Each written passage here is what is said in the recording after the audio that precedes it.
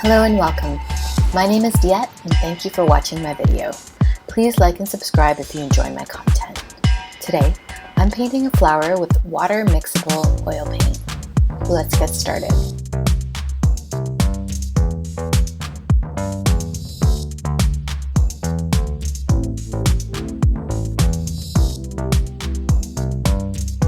So I have this very cool skull, which was part of my special effects kit in school.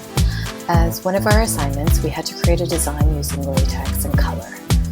I always felt like it was a bit of a shame to cover it up because it was a great piece for studying the skull. It took quite a bit of elbow grease, but I eventually was able to strip it off and get it all cleaned up. The jaw is a separate piece, so it's not too stable freestanding. I added the glass drops, and I'm currently using a fancy bowl to hold it all together.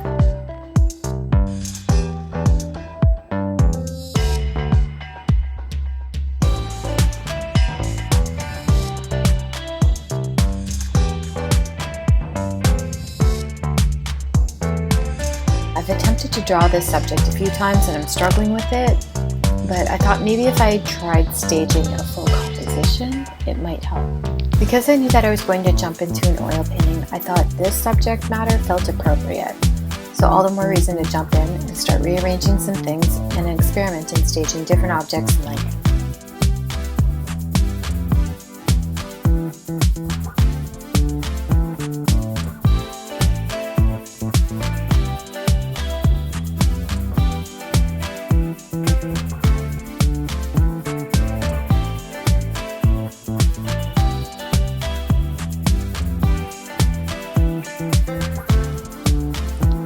I'm tossing around some new ideas. I feel like the skull should be in a glass case, maybe with some mirrors or a prism effect bouncing the light, mounted somewhere that I can visually reference while I'm creating. In my mind, the bowl should be containing fruit and vegetables and be in the middle of my dining room table. So overall, the subject matter, it feels very disjointed and mismatched when it's all together, combined like this in a composition. I think the setup is okay, but I'm not really inspired enough to paint it, so I'm just going to let this sit for now and think about what does get me in the mood to paint. Besides, I wanted to tackle the flower image again anyway first. For the oil painting, I do want to use a canvas, but the purpose of this project is to experiment, so I still want to keep it small. I went through my supplies and found this small square canvas board, which should work well. While I do enjoy this existing image, it feels incomplete, and I have new ideas of how I can expand on this idea and hopefully make it better in the future. So I'm okay with documenting it and overwriting it with something new. I'm not sure if you can see, but in the waves I've used some collaging, which I will now need to take into account as I'm preparing the canvas.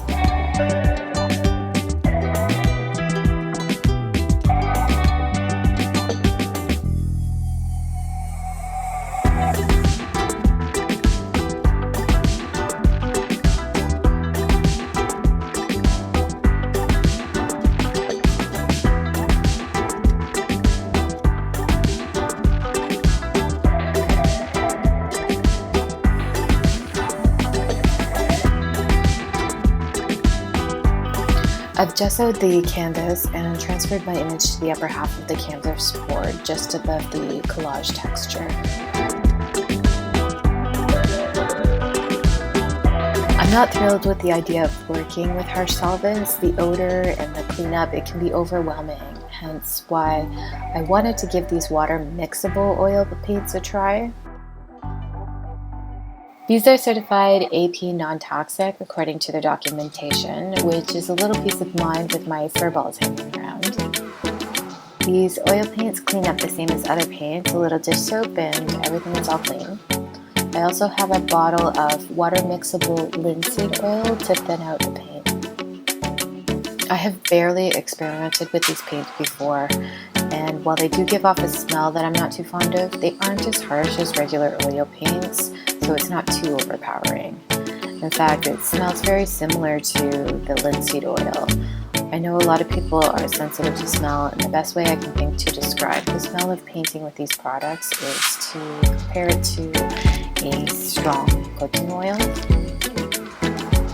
I was also painting fairly close to the balcony door, so overall the odor wasn't as much of an issue as I was anticipating.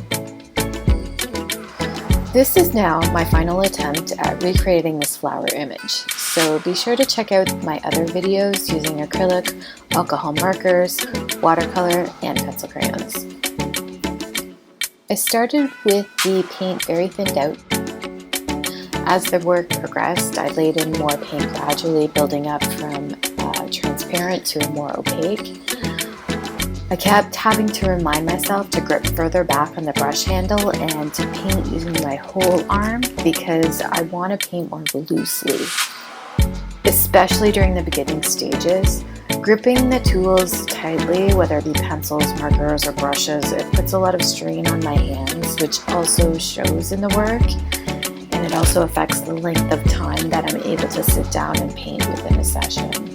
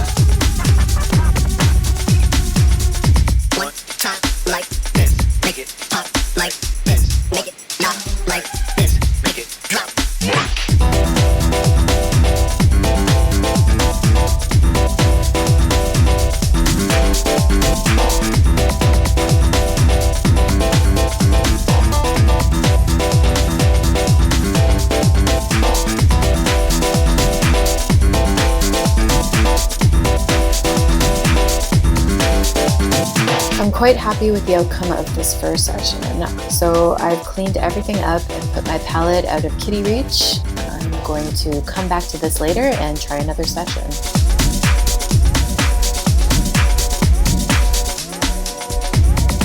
The paint was tacky after a day. The documentation says 2 to 12 days drying time, and I'm sure summer heat affects this.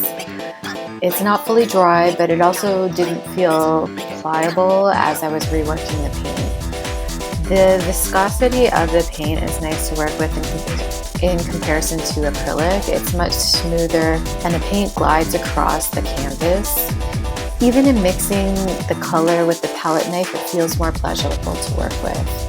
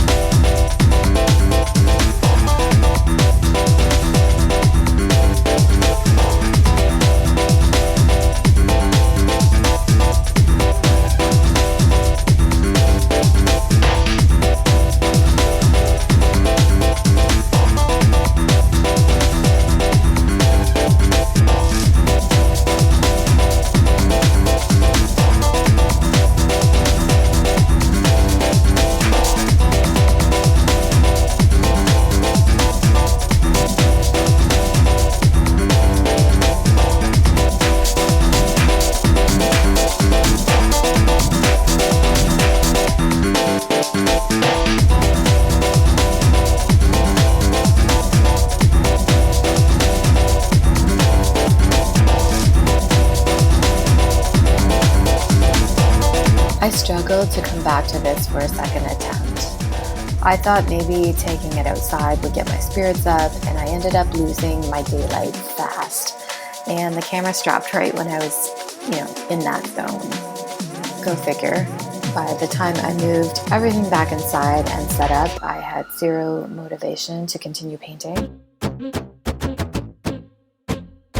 I did get a little sidetracked with kitty drama this month. Basil had dental surgery and the vet also discovered blood in his urine, so he's been needing extra care and follow-up in the last few weeks. He's all good right now though, and it didn't stop him from yapping at me constantly.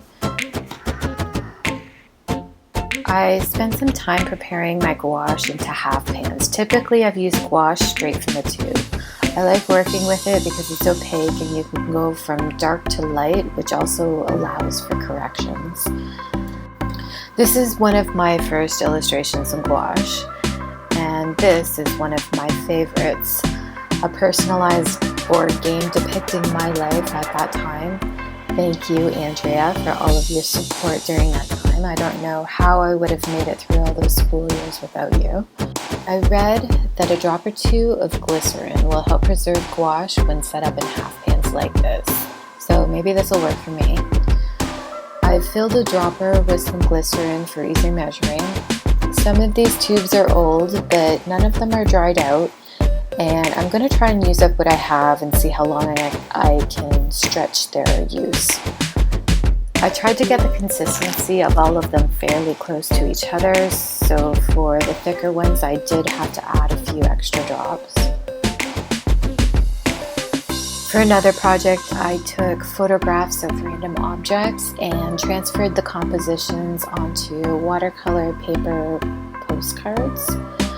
The first few are unfinished, and they're a good example of what these look like before I start painting them. It's a different style of application from the ones I showed before, but these are all created using only gouache. Gouache is similar to watercolor in that it can be reactivated with water, but if it's carefully applied after drying, it can be layered without lifting the paint below it. I really like these postcards and will likely use them again soon for a mini project since I have a few still left over. Within my set of paints, I have 3 acrylic gouache tubes, which I now know are different from the others. I'm not sure if the acrylic variation will work in these pans, but I'm going to try it anyway. I did attempt a third sitting to the paint flower using air twice. I went and set everything up, and I just needed to put that brush to the canvas, and I didn't. I think I'm ready to move forward with the next project. I feel a little bad abandoning it without following it through to a finished state. But, you know, in my mind, I'm already on to the next project, so I'm gonna jump forward. I was curious to see what I could do with all of these and decided to put them all into Photoshop. I had to do some color correcting first. My quick and dirty solution is to adjust the levels by color picking the whitest area of the image and setting that to true white for the whole image. Generally, I find that this method is enough to set the colors fairly close to how I see them, and it's a shortcut that I use often in Photoshop for boosting colors. I first tried layering them all on top of each other with some transparency. I then played around with some built-in layering effects to see what I could come up with. I also played around a little bit with the order of the layers. Personally, I liked the pencil crayon one the best, so I have placed this one on the top as the final overlay. I think it had the most detail as well.